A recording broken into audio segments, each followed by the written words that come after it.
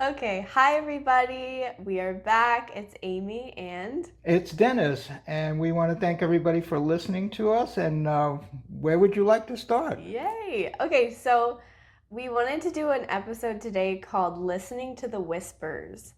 So we'll kind of explain what we mean by that first. And essentially, what we're trying to do is if we have this belief system in place, right, that everything we create our realities and everything external is a reflection of our internal world, right? Absolutely. So then what do we mean by what are those whispers Okay. essentially?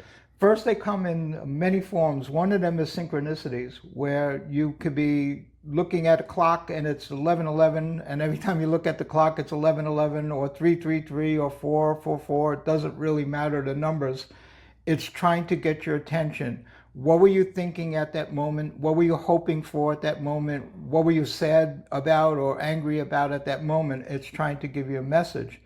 The other part of the whispers, it's you have counselors, guides, higher self, angels, Mm-hmm. whatever you wish to call them, and it's a higher consciousness that's trying to give you a message, and the message comes through you for you.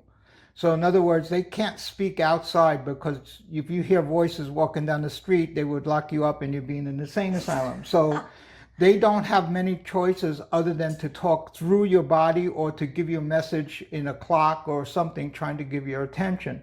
Depending on what's happening in you is what the message is going to be reading. And usually it comes in the form of someone giving you something, a gift that you were thinking about. Someone says a word that you were thinking about, or someone calls on the phone and just says, "Hey, I was just thinking of you, and what about this?" And you're like, "Oh my God," that's the synchronicity part of it. Right.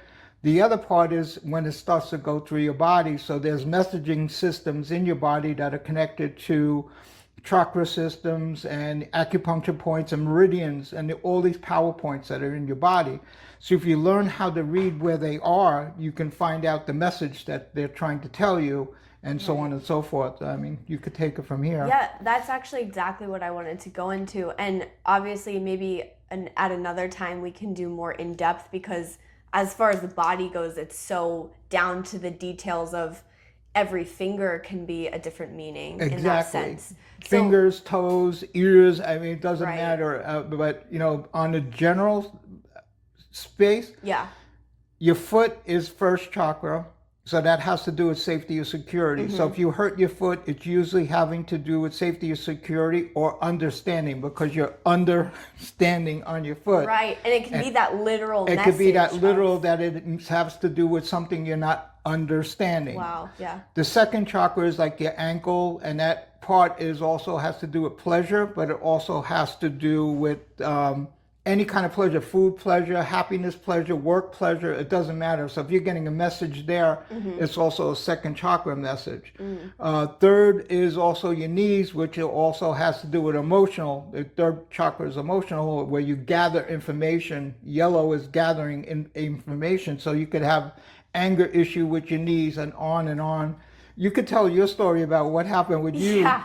which is So interesting. this was actually a big pivotal moment. I was talking to Dennis about this right before we started, where I started to fully understand what he meant when he would explain to me that our body is a messaging system. Yes. So at this point in my life, just for a little background context, I was just, getting out of a very painful breakup. I was going through a lot of healing and trying to do some of that work of processing it after the fact. And one night I'm just out with my friends. The ones that were there will know the story, which is hilarious. But I'm just out dancing and I end up getting sliced. I still don't understand what happened, how this happened. There must have just been glass jutting out somewhere. But I sliced right on the back of my Achilles. Wow. Bled everywhere. It was crazy. I ended up getting stitches. And I'm sitting there like, there was this part of me that felt guilty for going out at first. I'm like, oh, maybe that's what it was. It was telling me like I'm not doing something right. And then I sat down with Dennis and I was like, what could this be meaning in my life? And he really helped me understand that it was a literal cut to me and it was reflecting my inner emotions that I was avoiding feeling. I was avoiding my hurt. And what did my body come and show me again? That I needed to deal with the hurt. And not only did I need to deal with it, it literally gave me no other choice. I couldn't walk after that. I had to sit with my emotions and feel it. And it was right in that second chakra, which was all about pleasure. And at that stage, I was not feeling worthy of ever feeling pleasure again in a relationship. I was scared Because that you're so wounded. yeah, I was you're wounded from at that it. time. And all those emotions were backing up and they were trying to leak out somewhere for you Right. to get your attention. Exactly. How did you process it out? What did you do? I think the most helpful was honestly what you had said about sitting there and feeling them with intensity. I Yeah. think so much of the time I was wasting my energy not feeling. I was suppressing my emotions because I was so scared of actually just feeling them. And as soon as I sat down, and I would write a lot, I would journal a lot, what I was feeling and thinking, and then I would kind of just sit there and physically let myself have the emotion, whether it was crying, feeling angry, Beautiful. feeling upset in all these different ways. I would just feel it with intensity, and then it passes because it's not I was trapping it in my body. And as soon as I felt it with the intensity, and it was always helpful too, when I would come. And that's what a lot of Dennis's sessions are like, or he can, he sat there with me and would ask me to feel what I'm feeling and touch on that, expand on that. What does it feel like? What is the flavor Open of it that? up.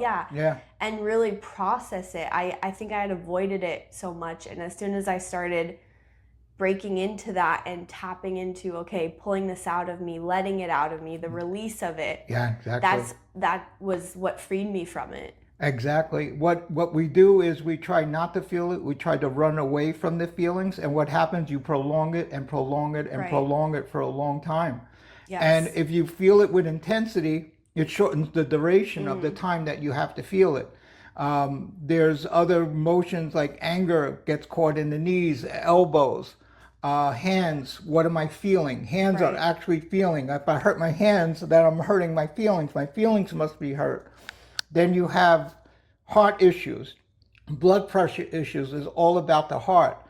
And shoulders, I'm shouldering too much responsibility. Neck pain, I can't make a decision. Should I do this? Should I do this? Should I do this? Should I do Right. this? And twisting my neck, trying to feel out what to do is usually neck pains. Shoulder is I got too much, I'm carrying way too much. Back pain is usually something to do with the past. It's behind you, so it's usually your childhood, and it's the bones are the structure of the family. The blood is also blood of the family. So people with blood issues have family problems that they don't want to talk about or do anything with. So you have heart issues going on. So blood pressure, anxiety, all that stuff from childhood is coming into that. So you could read almost any illness on the body, and it's going to tell you what emotion is behind it. The doctors I currently work with right now, they're going to this point where unless you do the emotional work, they're not even going to do the alternative medicine with you because it's only going to come back in another year, another 2 years until you get the messaging system. Right. So what happens in current medicines, all they do is lower the numbers. So blood pressure medicine lowers the numbers. Diabetic medicine lowers the numbers. Everything just lowers the numbers, but they never get to the root cause. And what they're finding is the root cause is connected to emotions. Oh my gosh. All emotions are trying to get out through somewhere in the system. The system is trying to tell you what is going on. So I'm having an issue with this and my knees hurt. Well, then there's a lot of anger in there. Because I want to kick the person. Elbows, I want to punch you. Hand issues, all of this has to do with all types of emotions that are going on. Is this making sense? It does. And it really clicked for me too when I realized, speaking of whispers, it was like, yeah, I had been getting so many things being reflected to me, tapping me. And Right. then I got that shout, which was the cut. And it was like, okay, I have to stop. I have to look at this. You have I to. was forced to. And if not, then it goes into what the shouts become car accidents. This happens, or you get really disturbing news where you're going to feel anyway. So there's one way or another you're going to feel. You can't get out of this. Especially with the illness, I think it's really, especially in our, you kind of touched on our current medical system, which is all about diagnosing, and it's about treating symptoms, not the root causes. Not root cause. And especially with illnesses being messages, I think so many of us feel, and myself included, with my past belief system, I would feel really disheartened into, okay, you're diagnosed with this. Right. And then you feel like you have no other, there's no other recourse, you're powerless. Right. So then you become a victim of the circumstances, and that's basically what they want you to do, because then they have somebody that they could go, you have to go to them. Yes. You have to go to them to get any kind of help. Right. So you're a victim. Taking back your power. This is all that we teach, all that I ever learned, all the teachers that ever taught me is about taking back your power. What does that mean? I want to be able to be peaceful, self-sustained. If anything comes up, I can handle anything. Yes. I got the knowledge of dealing with everything. And you could always go for a second opinion with somebody else who knows this stuff and just get some help in this. Right. And that's how this works. I found it so interesting too, because you had shown me some recent studies where, and this is very, I think, much more well known now. For instance, the studies about how cancer is directly related to anger. Yes. I was taught that, God, almost 50 years ago. And now mainstream doctors are talking about this, where cancer is anger and anger is cancer. You know, throat issues, cancer in the lungs. These are the people that have anger all through their body. It's anger. Right. And it's the emotion. Well, what is an emotion? Emotion is trapped energy in motion, and it's stopping the motion, so it's stopped in your body. You need that flow. They said it's like what happens if a fish is sick? You change the water. So you have to change everything inside you that's causing you to be sick. And what these doctors are finding, that once they start dealing with the emotions, it aids in the process of being healthy. Right. No matter what they're doing, they're coming up with vitamins, nutrients, alternative medicine, but on the top down, they're working on emotions to clear this out, to make the procedure faster. Absolutely. And it's working amazingly well. So do you think then that, you know, what, again, these are all saying, whispers. Right. And is this the most elegant way to really deal with listening to the whispers? Absolutely. It's to answer it before it becomes a shout. So what does that mean? What my mentors taught me, that even if a leaf fell on your shoulder, it's somebody trying to touch you to tell you that, because then after that you'll see backwards. If you look retrospectively, you'll see that these messages kept coming at you. Sometimes, like if you get in a car accident, it's telling you to slow down. Sometimes a cold or a flu is also telling you to slow down, because you're burning yourself out. Look at the world right now. How sick is everybody? Yeah. I mean, everybody comes in here has 4 or 5 people that are sick connected to them, or they got the illness, or this, or they just got off the plane. Everybody's sick. I've never seen this before. Oh my gosh, yeah, I'm still getting over. Yeah, I know. There was 4 or 5 people this week that were, either canceled or were sick. They couldn't do it.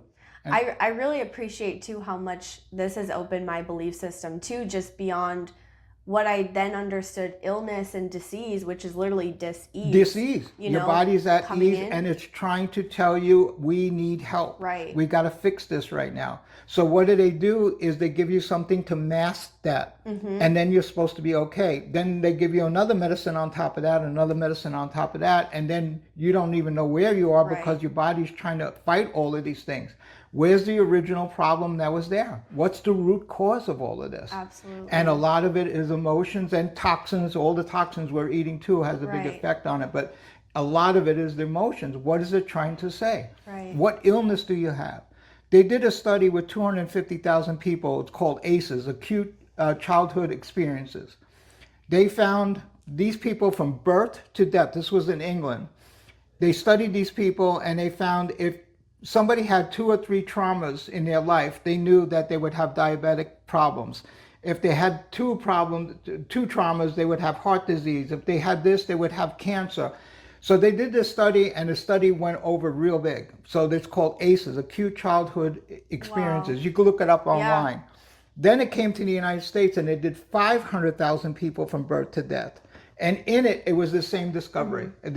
Any kind of trauma that you have from childhood winds up being an illness. Right. And they could tell you about the amount of trauma that you have is the amount of illnesses that you're going to have in this lifetime. And it's crazy how this is. It's a map. Yeah. It's a diagram. So you could see what it is. That reminds me too of the book the body keeps the score. Body And it's keeps the just, score. it's showing again the direct link between how trauma is stored in our body. These Yeah. are emotional things happening. Where does it go? Right. Like something happens to you. Where does it go? Where do you put it? You put it in your lungs, your liver, your kidneys, your pancreas. It just goes there. I mean, it makes sense. If you're tense, we all get those knots in our back. Yeah. So it's literally holding on What to kind that. of chemistry are you putting in your body? Like if I'm stressed, I got cortisol levels, I got epinephrine, I got all these things going on. Where's that going? It's polluting your chemistry in your body, so it's changing. If you're in love, what kind of chemistry in your body do you have? You got love chemistry. Yep. You feel good. You feel feel wonderful.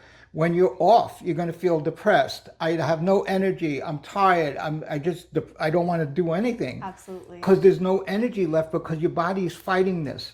Your body's trying to come back up and you're fighting. You keep pushing the emotions down on it. Is this making sense? It does. Yeah. And I think where a lot of people, I know when I first started kind of doing some of the emotional work, I remember even asking Dennis early on, I was like, you know, and I do want to be connected to my guides on the other side or whatever. And he's like, well, how can you? If you think about it, like you have a pool, you have all this mud right now, you can't see through it clearly. And so this is exactly how you start that process of clearing this out. It has to come out. They all suggested that it was a steam mirror. What does it look like? How can you see yourself in a steam mirror? You got to clean the steam to get out. And that's really what you do. You got to clear all this emotions that you have inside you. Then you start to see clearly. Otherwise, you're seeing through the veil or you're seeing through a screen of these emotions. So if I'm angry, I'm seeing the world as an angry place. Right. If I'm fearful, I'm seeing the world as a fearful place, and so on and so forth. But I'm also changing the chemistry of my body. People don't understand that. That's a big thing. Bruce Lipton did he did his whole research on that, is how emotions change the stem cells in your body to create different parts of your body. Right. Or like that water study that study is pretty famous. A lot of people know. Yeah, Dr. Emoto. Your intention and what you say to the water. What you say to the water is actually reflected when they freeze the water. You can actually see the words in the water. I mean, this is amazing how this all works. It's incredible. The more you do this, the more amazed you get at the world of how it works. Yeah. But people are so blind, they don't understand. No one ever taught us that what to do with emotions. I was never taught in school what to do. It was just shut up, don't feel, don't cry, don't do this. And that was what we learned. But the emotions have so much energy. Where does it go? There's no garbage can for the emotions inside you other than your joints, your organs, or your tissues. There's no place for it to go. So you can actually get these out of your body. Right. And then you have the space to then hear those nice whispers where it's like, you're seeing the angel numbers, you're seeing, you're then able to hear. Once they get all of this out of the way, then they can start doing the positive stuff that you actually came here to do in your lifetime. Right. There's also another thing called emotion codes, which is the same thing as the ACEs. They figure this out. They know that different codes in the body is where they're going to get hurt, where you're going to feel the pain. Wow. Pain is, what is pain to you? What do you feel pain is? Oh, I mean, it depends on where it is, but you feel it in your body in different places. It's trying to tell you something. I got back pain. I got knee pain. I'm in pain. Yeah. Well, what are you in pain from? I'm unhappy from when I was a kid. I'm happy with the situation that happens. And people know that. Like, if you start listening to your body, like you're saying, the pain, when I had that heartbreak, it's like you feel it in your deep core. You feel it in your chest. It's tight. It's like you can feel those physical indications of what it's showing you. One of the teachers said, but suppose you were in a car crash doing 70 miles an hour and then you get out and someone says, you're okay, don't worry about it. But when we get an emotional problem, everybody says, don't worry about it, just forget about it, it'll be okay. But how can you say the same thing? Would you say that to somebody who was in a car crash at 70 miles an hour? Absolutely not. So it's the same thing. But what do? You have to deal with these emotions or you store them. Mm-hmm. So then you have a closet full of emotions. Somebody comes by and triggers you, and then you get all upset on this person when they just did a little trigger on you.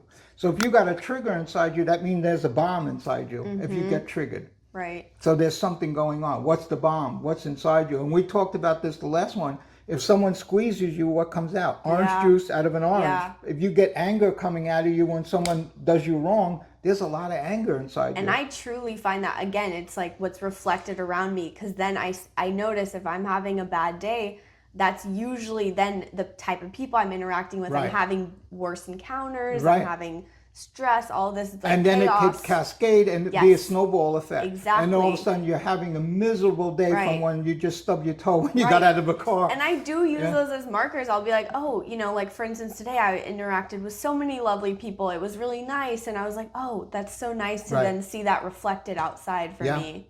One person can set off the whole group. That's how it's amazing if you watch it. If one person comes in negative, eventually everybody in that group is going to be Oh negative. my gosh, yes. It's amazing. It's truly all it takes. All it takes is one person. Yep. So it's like a tuning fork comes in and just changes everybody's vibration because they're so bad. Yeah. It's, you know, and how many miserable people are there now? Oh my God. They're mostly miserable Yeah, people. It everybody's feels like. so unhappy with everything on this earth right now. This might be a sidetrack Sure. question, but I'm curious too how this then ties into like generational trauma, Yeah. how that's then carried, because I've seen so many studies of how it's still prominent and clearly defined in these studies of generations like down the line. Absolutely. They did a couple studies, it's called constellation therapy, where they take, well, where it started with the mouse study with Yes. Dr. Amen, started the mouse study. And what they found out was that they had these mice, they shocked their feet, and they put the smell of cherry blossom in the air. So eventually they wanted to create an anxiety feeling in the mice. So eventually they didn't have to shock the mice anymore. All they did was just put out the smell of cherry blossom. So they said, let's see where this could go. And what happened was they started to realize that children of those mice, they didn't have to shock. All they had to do was do the smell. And that they would go into anxiety mode. So they were like, oh my God, look what's happening here. They said, let's see where this goes. What they found out, it went back 6 generations. It was incredible. That is insane. So then they started doing the studies with people. Right. And they started to find people that were in traumatic experiences, like, like wars great-grandfather wars, all of that. That translated all the way down to all the way 6 generations back. Wow. It's absolutely amazing. They just did a study. There was a famine in the West, I think, during the Dust Bowl, and they couldn't grow food because everything was all dusty, and they couldn't get the light and the water. It was really devastating. I think they did a study on about 1,000 women that were starving, and the children were starving. They followed those people all the way down 3 or 4 generations from there, and they still have the emotions that those people that were actually starving in that time period. It's mind-boggling. It's so Yeah. insane. So there's a genetic, it almost Right. like this genetic energy comes all the way down through the system. Right. And there's an emotional system that comes down. So you got to deal with that too. For sure. And when we start doing the work, where do we go? We start going, what'd your mother, father do? What'd your grandmother, Yes. grandmother do? And then all of a sudden you start to see, oh my God, Yes. it's amazing. And the patterns of being like, wow, okay, is this even mine? Right. But I'm carrying it, and I can't quite Who place dumped it on you? You're the little pristine little kid, so where did you get all your things that are wrong with you? Yes, yes. Where did you get all the emotion problems from? Right. Your mom or dad? Where did they get it? Well, now you got 2 on one side and 2 on the other side, you know, great grandma and grandpa on both sides, all filling into this emotional pool that you're living in. Oh my gosh. And that truly, for me, I can say that type of work has been the most profound. Yes. Because changing my past, healing my past, Yeah. has fully changed my future of who I am. Let's talk how I about that am. for a second. How did you do with the work when you started? That's where I wanted to go with this. Oh, I From mean, when it you was- started to do now where you're at. That's hard to even imagine. I I know. mean, it was so long ago. I think my first time meeting you was around like 2018, 2019. Wow. And I was still, you know, I had such vastly different belief systems. Yeah. It's crazy to even think about I know. from now. Amazing. But I was definitely, I think the most important thing you told me was you don't have to believe something until it feels true for you. Right. And you also helped me question everything. In what you said to me that first day, you said, everything you've been told is a lie. Yeah. And that truly shook up my entire core. We of are belief living in a systems. matrix, and everything we've been taught is a lie. Yes. And at first you go, nah, it can't be true. But Yes. then eventually you start to go, everybody lied to us about everything. School, doesn't matter. Yes. What's real? Look at all the false information that's on the internet now. What do you think it was 1,000 years ago, 5,000 years ago? You got the same thing going on. We don't It's know just what. all around us now. all too. around us. What did you feel working was one of the best things to help you clear out what you were feeling? What techniques? What got you to you feeling really comfortable with all of this information. So much of the Lazarus material and techniques that you use. Yeah. And if you're not familiar, we've mentioned that several times on the podcast before, but you can also reach out to Dennis if you want more information. But so many of those emotional techniques where it was really just, like you were saying, we were never taught how to feel or deal with our emotions. Right. And I was so scared to do it. I had no sense of how. I couldn't even sometimes pinpoint or define what I was feeling. And that was so hard for me. And I think you helping me through the process of, this is how you define your emotions. This is how you label them. This is how they'll feel. This is then where you can, this is how you clear them out. Wow. And so much of it was like journaling, so many deep meditations that I would do where that inner child healing. And so much of it too was even just validation of being like, yeah, that was wrong. I'm really feeling this. You know, I was feeling this and I had a right to feel this. Yeah. And it was like that safe space of being able to then learn for the first time in my entire life how to feel something. Right. And then where to go from that. Not only just, okay, feeling it, but now who do I want to be without all of these limitations? Who do I want to be without all of this past stuff that wasn't even mine? Great. Beautiful. You know, that was, I think, still to this day is the most impactful thing on my entire life. Beautiful. Thank you for that. One of the most important things was, in other words, you said, whoever taught you about how to deal with emotions, whoever taught your parents how to deal with emotions, whoever taught your grandparents how to deal with emotions. Let's go down that road. So then what did you get from all of them? You got dysfunctional parents trying to raise kids that became dysfunctional because they were dumping the dysfunction on the kids. And it's not your fault. It's not their fault. They're not wrong parents, but they just don't know how. It's like somebody telling you to build a house, and I don't know how to build a house, yet I'm living in a house that they built. Right. My God, that's what and it feels no wonder like. it's a shitty house. Why does it keep blowing over and it's not working? I'm not a builder. Like, I've never known how to do this. That's really funny. Yes, that's what it's like. And again, how to deal with emotions is one of the most important things I found in 50 years of doing this research and study. Yeah. Everything I learned comes back to one thing. This is almost 5,000 years ago. They were saying the same thing. Yoga Sutras of Patanjali. He taught about the medical system. These doctors are using what he said 5,000 years ago, that you got body, mind, spirit, all has to be connected to have perfect health. Right. But all of that has to be connected to be happy also. That you need all of this together. And right now what you do is, I don't feel good, so I run. I don't feel good, so I'll get drunk. I don't feel good, so I'll do drugs. I don't feel, that's what everybody's doing. Or I'll go to a game, or I'll do this, or I just run, so I don't have to feel. And everybody's running away from how they're feeling. I think that's been the most, important thing to remember, is just that feeling is healing. The feeling, that was great. The feeling is healing. Yeah. That's a real it's that simple. statement. And it's that simple, but we're scared. And I think it's an important reminder to people of just being like, it will pass. Even as long as you've had these feelings in your body, the more intensely you release it and feel it, the faster you're going to get rid of it, and it'll get over it. And then when anything comes at you, you use these tools that we learned, and you can handle whatever comes at you instead of adding to what you have in a warehouse already, which makes it worse. The problem is, in this time period now, everybody's feeling. I don't care who you are, you're feeling. And it's going to get stronger and stronger. What if it goes up higher, like doubles from where it is now? My God. Oof. Look how crazy the world is now. And then what if it doubles? Which is, there's a real possibility of this happening, especially this year and next year. Right. There's a real possibility. So how are you going to deal with this? How are you going to, there's already people having road rage, this going on, fights in bars, fights in wherever. Everybody's just fighting with each other. It's crazy. Is this why, I'm curious, like, is this one of the bigger reasons why you've centered your work around this sort of Absolutely. This is the core of everything that I've ever learned that worked.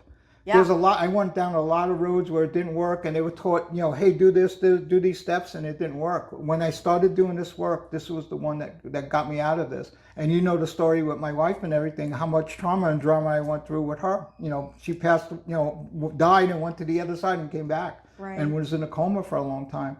Yet here she is, and she made it through. Yeah. And she had to do all this work too, Yeah. to clear out all the stuff that happened to her. And there's no way around it, right? Like, there's not a cheat I code. wish there was. I didn't want to do this work at all. I never wanted to do this work. Yeah. There's no other way around it. I wish there was.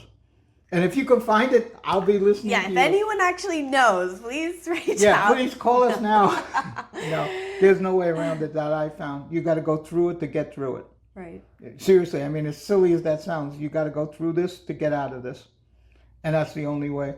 Where's that? Oh, yeah. Dennis has a beautiful ending note we wanted to end on. Yeah, we wanted to end with this little thing for everybody to think about. The ego prevents you from learning from others. Envy prevents you from focusing on yourself. Anger prevents you from seeing things clearly. Ignorance prevents you from making good choices, and fear presents you with seizing opportunities. Get rid of all of them. That's perfect. I want to thank everybody who's listening, and please let us know and send us some information or questions that you want. If you guys have questions or other suggestions for episodes that you guys would like to hear topics on, please reach out. You have our email, Instagram. I've linked all of Dennis's website. I'll also link his wife's book again. Yeah. That way you can hear that story if you're interested. And thank you guys so much for listening. It's Thank always a you pleasure. very much. And we'll be talking to you in 2 weeks. Yes. Have a good night, everybody.